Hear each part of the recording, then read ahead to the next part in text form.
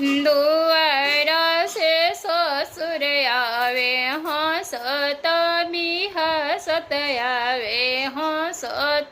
बिहसत आवे बहुआ के दिन नियरा गईले कहाँ कहाँ नेवत अब कहाँ कहाँ नेवत आजी के अजियौरा नेवतम अपन ससुरिया नेवतम सासू के नैहरवा नेवतम गोतिन के नैहरवा नेवतम बबुआ के ममहरवा नेवत ए ससुर जी ननद बैरनिया जानी नेवता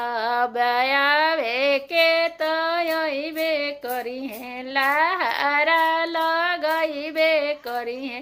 नेग फरमाइबे करी है गौआ घरवा घुमबे करी है छिपे छिपे खैबे करी है।